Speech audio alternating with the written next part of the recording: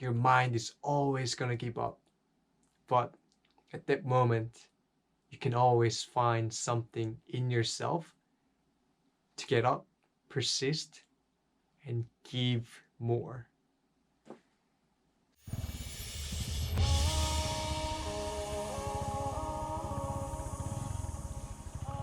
To get the best out of my training, I alternate between easy and hard days. For example, on Monday, Wednesday, and Friday, I do easy runs. Easy can be variable, but usually it's running about 60 minutes at a comfortable pace where I can talk to a friend if I'm running with a friend. No exertion, no exhaustion, just really comfortable and light. The purpose of easy days is more for recovery while still moving your body and still giving your heart and lungs and your muscles a little bit of stimulus so that they keep recovering and they keep growing. Hard days I do on Tuesday, Thursday, and Saturday, and those days I go very specific. Hill training to work on my speed and strength. I could do a tempo run to simulate a race pace, so my body and mind get used to running at a pace that I want to run at a race. Or I could do a long run to build more of my endurance foundation. Or I could go to a track and do a lot of intervals. And if you play with your rest time, intervals itself can be for your endurance or it can be for your pure speed. So that's how I structure my training to get the best out of my training time. And of course, this is from, plus 7 years of running, a lot of failures, a lot of mistakes, and learning from reading a lot of books on running, and also firsthand experiencing how some of the best runners in Kenya do their training.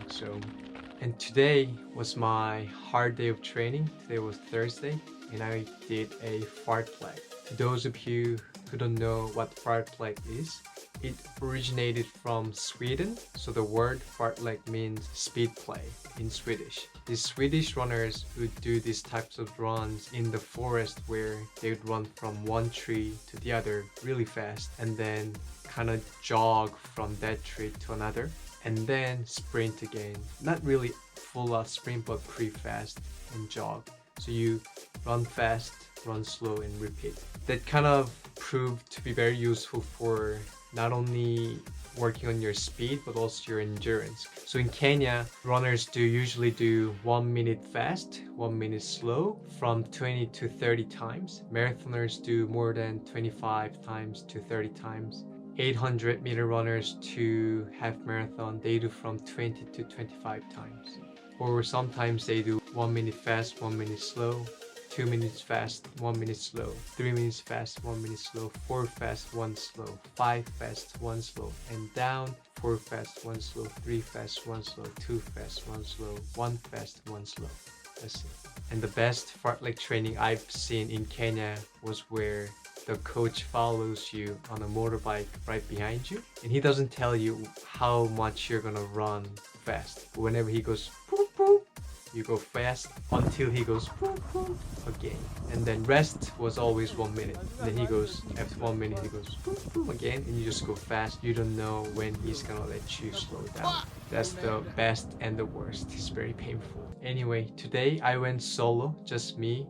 My goal was to do 1 minute fast, 1 minute slow, 30 times. Not giving up during my easy runs looks something like this. During my easy runs, I would get lazy, bored, I'll be distracted, and I'll be like, this is boring, this sucks, this is cold, it's windy outside, let me just go home. Whenever a monkey in my head talks to me like that, I have a way to go around it because I've experienced that so many times. So I kind of give that monkey a distraction. I tell that monkey, hey, after the run, after you complete it, we're gonna eat a delicious double chocolate cookie with warm milk. Or I'll think about a nice meal that I'm gonna eat after that run. And usually for easy runs, that kind of playing with distraction works. I think of that cookie or meal, and that gives me enough reason and inspiration to continue my run. I refocus on my breathing and form and get back into my rhythm and flow, and I finish my easy run. But when I feel like I want to give up during my hard runs, it's impossible to distract myself with these thoughts of food or other inspirations. You see, when you're running fast and hard, the feeling of giving up is right there and very immediate because the pain is very acute. It's a lot more real than the boredom and feeling lazy you feel during your easy runs. So you don't have time to think about this food or chocolate cookies or milk tea. You have to stay focused on your rhythm, your breathing, your form, maintaining the speed. Meanwhile, you have to dig deeper into yourself to find any reason, any inspiration to keep going. No milk tea is gonna work during your hard runs. Today, it happened again, of course, as I predicted. My mind started giving up at number 8 when I had 22 to go. It's always like that. My mind always gives up at about 1/3 or 1/4 of the workout. It says things like, hey, don't push yourself too much, you might get injured. Hey, today's kind of cold, today's kind of windy. Hey man, you're not really running great today, your form is off. Just take a day off, take it easy. Or it could be like, hey, what about the chocolate milk right now? What about the cookie right now? And then I get distracted, right? But I know the routine of my mind, so I just keep going and going and going until halfway. My body feels okay. Number 16, my body starts feeling it. My muscles get a little tighter, they get heavier. Lactic acid is starting to accumulate in the parts of my body. The real pain, physical pain is starting, and my mind speaks louder to me. Hey man, it hurts. Dude, you might hurt yourself. Hey, dude, this is hurting a lot, man. Are you sure you're okay with this? Hey man, this sucks. I didn't sign up for this. As if there are different me's in my mind.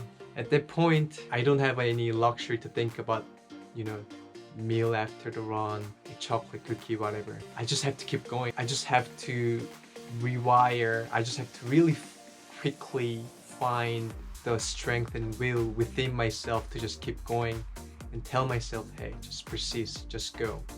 We do this, we finish this. And today was just like that. At number 18, I just want to give up. I was breathing hard, it was tough, but I didn't want to give up. I wanted to finish it, I wanted to complete it. I wanted to, get my job done. And my intention was to get 30 repetitions in, so I kept telling myself, dude, just persist. Just do one more, do one more, do one more. You got this. Until 30. So in the end, it was just repeating these words to myself. Just be here, just persist, keep going, don't give up. And while I was telling these words to myself, I was focusing on my breathing, intentionally and powerfully breathing in and out. I was focusing on my arm movement. I was focusing on running tall. I was focusing strengthening my core. I was focusing on pushing harder. I was focusing on increasing the frequency of my cadence to get back into the flow of movement and running. Whenever I get tired during my hard runs, I imitate a strong and confident body posture.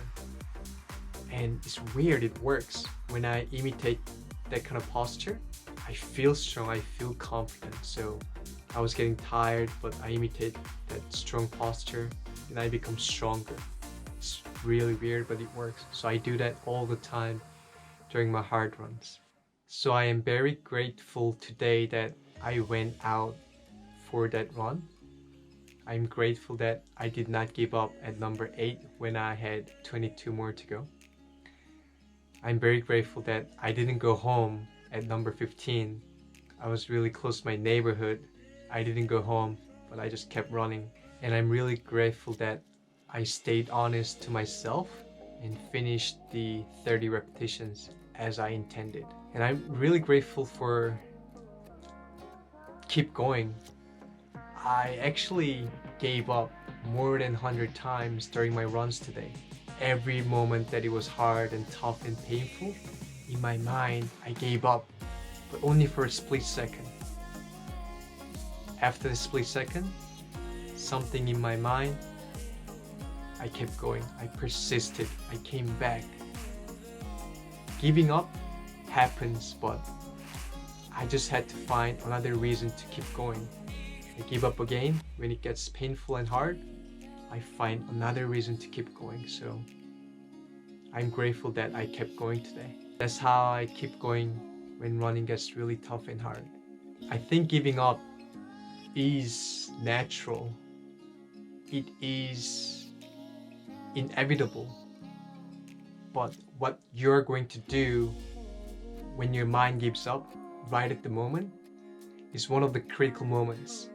Whenever you want to try to do hard things, whenever you try to do things that are difficult for you, whenever you try to move out of your comfort zone and challenge yourself, your mind is always gonna give up. But at that moment, you can always find something in yourself to get up, persist, and give more. So I hope you find today's video helpful. I'll see you in the next video. Thank you for watching. Bye.